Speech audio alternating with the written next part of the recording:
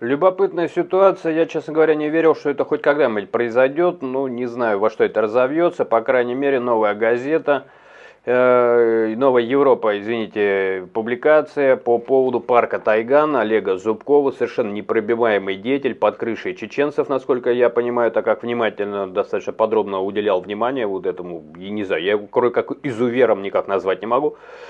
Чудовище. Я вам сейчас перечислю просто все факты, которые вокруг него плавали, и он уходил от ответственности каждый раз. То есть там трупы и человеческие, и травмированные несовершеннолетние, и тигры, ну это я от себя уже так бы добавил, потому что мне, когда рассматриваешь дело, много людей пишут, поэтому там тигры, которых он двух мальчиков сгонял, ну в один вольер ставил, чтобы они между собой сношались, то есть какие-то извращенные шутки, ну то есть там я просто не знаю, там клейма где ставить.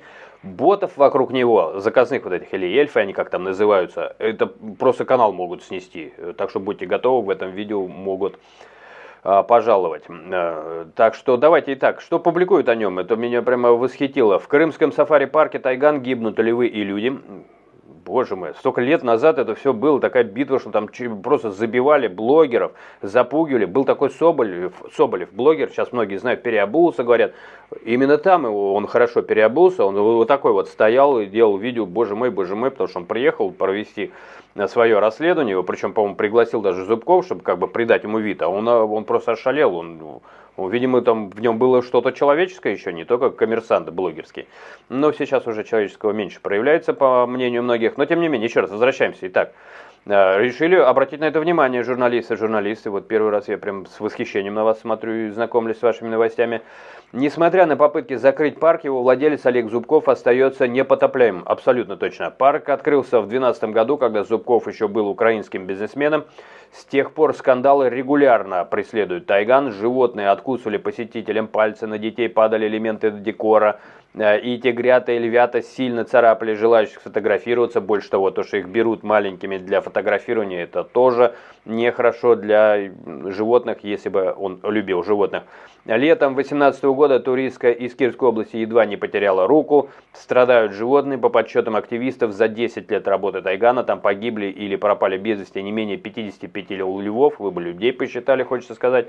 Ну там он слона замучил, кстати говоря, вот одно из последнего было. Они на этом зарабатывают просто на двух, по-моему, каналах. Там слониха, по-моему. Короче, они стырили этого слона где-то, то есть не отдали его куда-то из Европы, я сейчас так по памяти. И, то есть они его кормили ужасно, короче, камни возникли. То есть это из-за их кормежки, из-за их поешки. Они снимали, как умирает этот слон несчастный, это второй, его хомутом трогает. Они давят слезу из любых зрителей, то есть это совершенно снаф видео, это ненормальные маньяки, ну, то есть, в общем, короче, эта битва ведется давно, с ними, все, кто пытался с ними сражаться, в лучшем случае живые оставались. Зубков конфликтовал, вообще когда-то прокурор Крыма, ну, я понимаю сейчас вопрос Крыма, да, это спорно, кто бы меня не смотрел, но я сейчас вот не про эти, давайте располитизируемся. Прокурор добился только того, чтобы он условку получил, там, он человека просто там Джанго, очередная серия, то есть он лупцевал проводом, ну, и так ему пригрозили пальчиком действующей власти, так назовем. Ну, где действующая власть? Многие считают, что либо он под Китаем, так, давайте уж такими совсем жаргонными словами, либо под Чечней. Я бы не исключал второе, но второе само благополучно ложится под тех, кто больше платит. Так что и то, возможно, правда. Итак, Саша Бацукова рассказывает, там и даже те, кто на его стороне были, ему уже потом, ну, у него очень сильно начал уже, по-моему, сейчас покачиваться, скажем так, рейтинг в глазах тех, кто даже его защищал, ну, из нормальных, не из ботов, из живых людей. Почему? Потому что как-то так же равнодушно, так же наплевательски, там была какая-то сотрудница, которую многие любили, и, в общем, она закончила так же, как и все до нее. А теперь пройдемся по хронологическому списку инцидентов в сафари-парке Тайган, Крым, Олег Зубков. А вот собраны из открытых источников факты. Тут я искусственный интеллект, конечно же, применяю. Основа на российских СМИ, суды, заявления сторон, многие случаи. Зубкова администрация парка объясняет, кстати, не знаю, здесь будет или нет, его сынок устроил смертельное ДТП. По-моему, вот так вот на финалочку уже было. Часто, значит, оспаривали в судах. Ну, в общем, он сухим из воды всегда выходит. Итак, поехали. 2015, июнь 15, на 5-летнего мальчика упала часть тяжелой каменной скульптуры. Около 125 килограмм, ребенок получил тяжелые травмы ноги. Врачи ампутацию провели мизинца. Второй был был под угрозой, возбуждено уголовное дело. Зубков в суде утверждал, что ребенок сам раскачал статую, то есть, в общем, осудили так тихонечко, значит, ребенок виноват.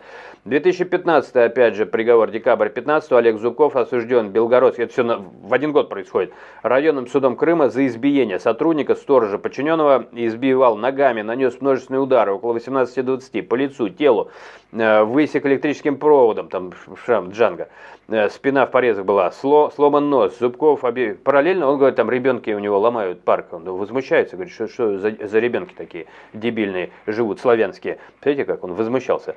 Но вот здесь добились, потому что вот эта Поклонская там подключилась, вот я помню эту историю, и по Поклонской многие чего не прощают, она провластная и так далее, а меня вот то, что, вы знаете, так очень многие люди думают, что тот, кто навел справедливость, мне по большому счету где-то да, чуть-чуть становится наплевать, а кто он из себя представляет. Мы цепляемся за того, кто может нас защитить. Такие вот мы люди, оседлый образ жизни ведущие. И поэтому в свое время вот только Поклонская, подключившись к этому, ну вот я не знаю, плюсик в карму, вот на мой взгляд, по крайней мере, так мягко выразился бы, она заработала. Потому что она добилась 3 года условно. Это, конечно, все с куром насмех, но хотя бы этого. Помогло ли это?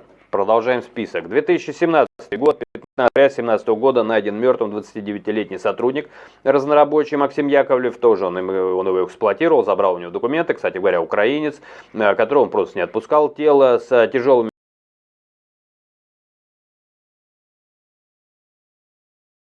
Даже по методу нападения совершенно очевидно хищники, то есть голова, не ноги.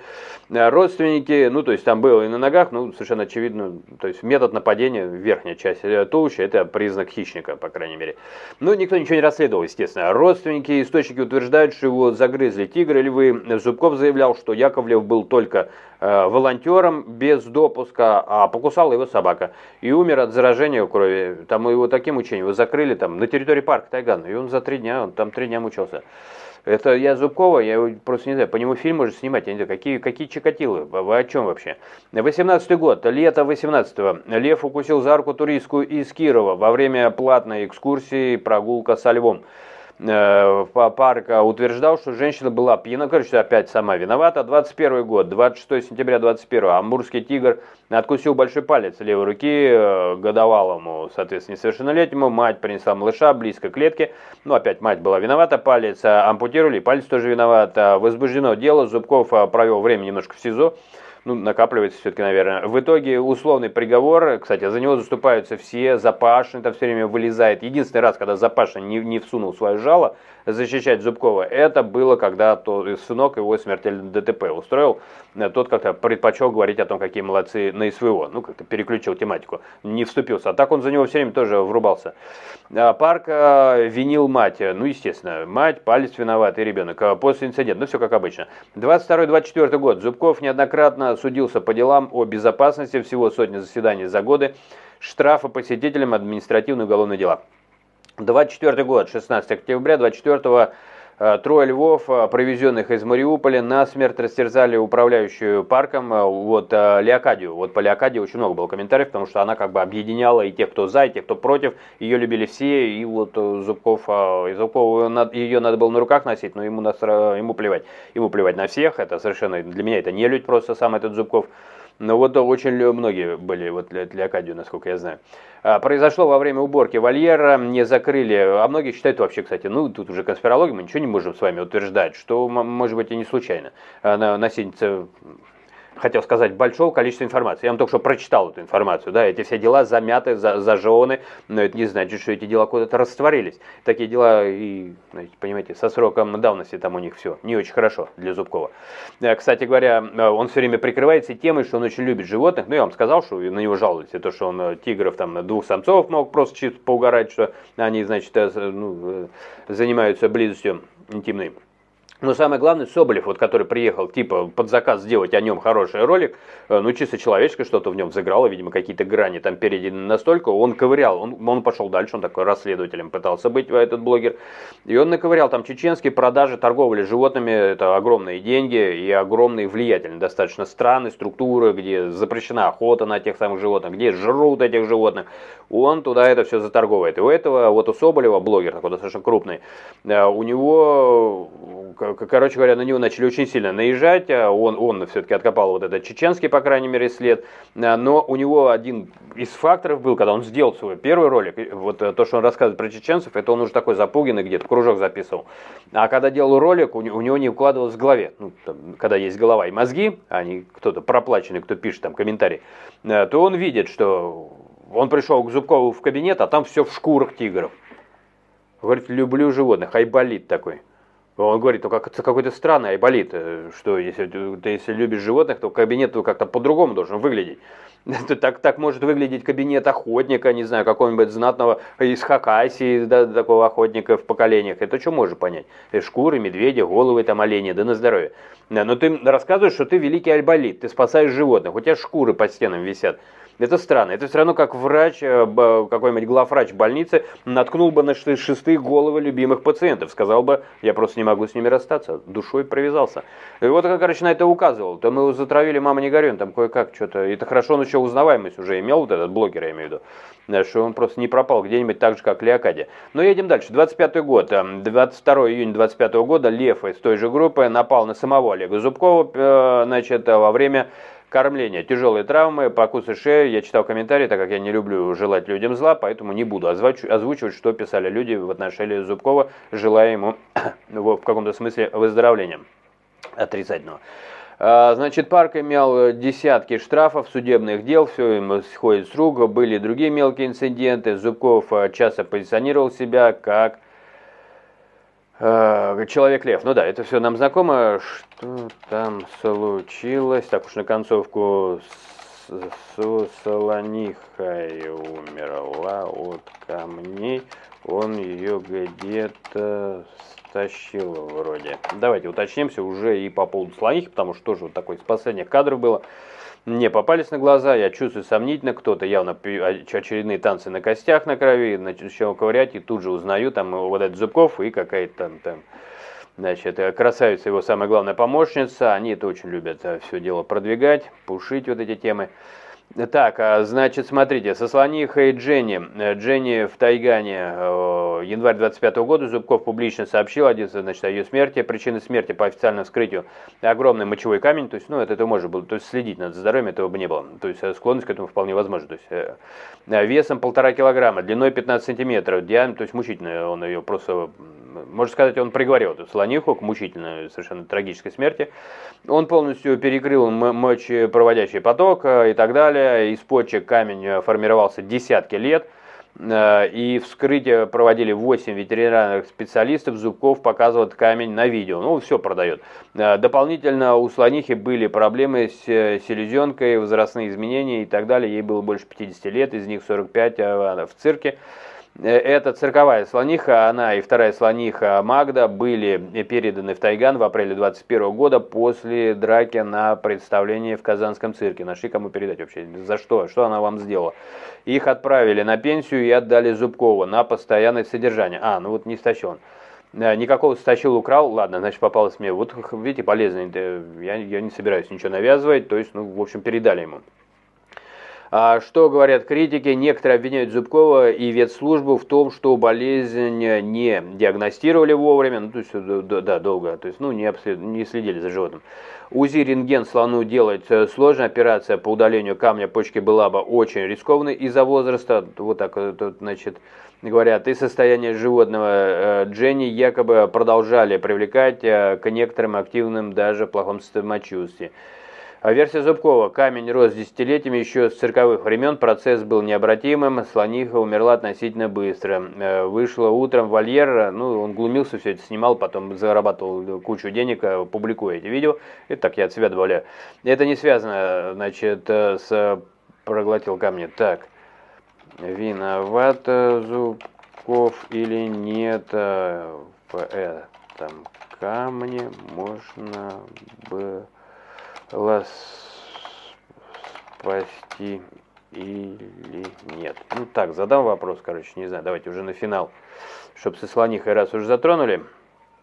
Коротко по фактам, о вине Зубкова, о смерти слонихи Дженни Официальная версия: камень формировался десятки лет, 45 лет. Вскрытие делали 8 ветеринарных специалистов, включая сотрудников Государственной ветслужбы. Диагноз: хроническая мочекаменная болезнь, закупорка протоков, почечная и полиоганная. Можно ли было спасти? Скорее нет, если камень действительно вырос до 1,5 килограмма за десятилетия. Виноват ли Зубков? Прямых доказательств нет. В скрытых источниках критики могла раньше, возможно... Нет, подожди ты. Нет. Диагностика, правильное питание. Ведь довели же, я не говорю делать операцию, когда поздно. То есть, была ли его вина в том, что до этого дошло? Вот меня больше это интересует. По диагностике и питанию слонихи Дженни честно и по фактам. Когда Дженни стала плохо себя чувствовать, отказ от еды, понуро плакала, Зубков сразу вызвал ветеринара. Сделали биохимический анализ крови, показал проблемы с почками, печенью и так далее. Питание в тайгане слонихи кормили одинаково: сено, ветки, овощи, фрукты, картофель, лук. Зубков подчеркивал, что рацион полноценный. Критики и комментарии в соцсетях указывают: много репчатого лука ведрами, кормление посетителями, там что только не дадут. Недостаток грубо, он очень любит, контактный же у него парк, он на вот это забивает, часто такая критика бывает. Недостаток грубой клетчатки, об общей претензии. Можно ли было предотвратить? Основная часть камня формировалась за десятки лет в цирке, и это подтверждают все ветеринары, которые делали вскрытие. Ну вот, переубеждают меня. Здесь не буду со слонихой совсем уже его обвинять, честно говоря. Хотя слониха на фоне кучи людей, ну, тем не менее, слониха тоже слониха. В цирке условия обычно хуже. Кстати, неплохо бы с цирком разобраться, так уж, да, как-то мне кажется. В тайгане могли бы раньше и регулярно делать анализ крови. Ну, короче говоря, замученную слониху отдали туда, где на замученных делают хорошие деньги. Вот так я бы сказал. Но даже при идеальном уходе у старых цирковых слонов такие проблемы очень частые, полностью предотвратить на поздней стадии было почти невозможно. То есть она к нему, скорее всего, уже была такая загнана. Принимаю это со своей стороны, принимаете или нет, вы пишите, и увидимся в следующих новостях. Так что вот, уделяют внимание Зубкову. Ну, вы знаете, как бы... И это пройдет, говорил Соломон, да, но я бы так сказал, что мне нравится в фильме «Гладиатор» выражение «время почитания пройдет». Люблю дожидаться этого самого времени, но не того, которое почитание, а того, которое когда пройдет. Посмотрим, что будет дальше.